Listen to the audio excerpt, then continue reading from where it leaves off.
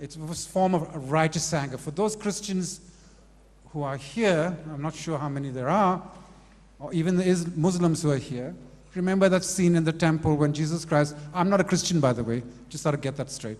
When Jesus Christ goes into the temple and gets very angry at the way the temple was being abused by the moneylenders. I suppose donors can be seen as moneylenders, no? We should go on to get angry at the donors too. It's a righteous anger.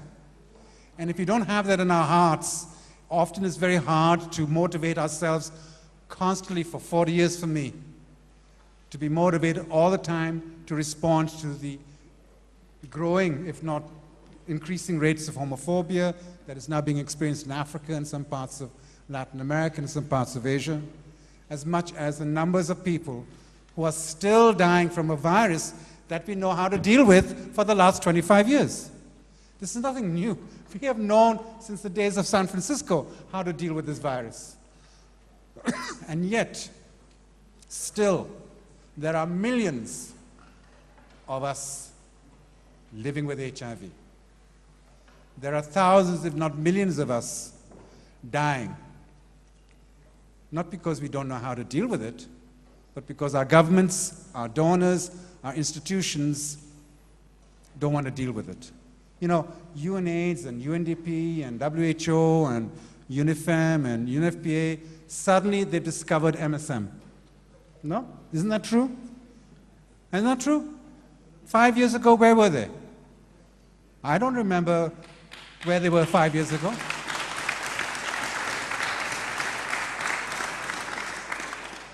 And you and Stephen and all of these guys here, we fought so hard to say, we want to be heard. This is not a new slogan. It's 40, 50, 60 years, 100 years old. Jesus Christ, I'm not going to be around in 100 years' time. But let's agree what we need. Okay, so they're at the table, finally, maybe, perhaps. I'm not quite sure about ILO. Is the International Labour Organization at the table?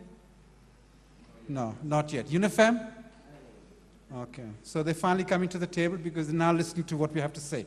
Hopefully, but remember that process is not institutionalized. It's still key individuals. If Jeff O'Malley had not gone to UNDP 2-3 years ago, would UNDP take the lead on MSM? I doubt it very much. We are still reliant upon key individuals. One of our battles is now to institutionalize that these institutions maintain that integrity even when these key individuals leave. We never know when they're going to die or have a heart attack in the middle of a blowjob or whatever. No? Well, it's me. At my age, I've got to be very careful. Slowly, dear, slowly. Slow down. Okay.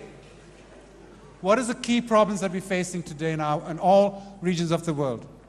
I come to you because I believe that NFI, my organization, is the first community-led MSM HIV program, multi-country, regional program, that the Global Fund is going to fund.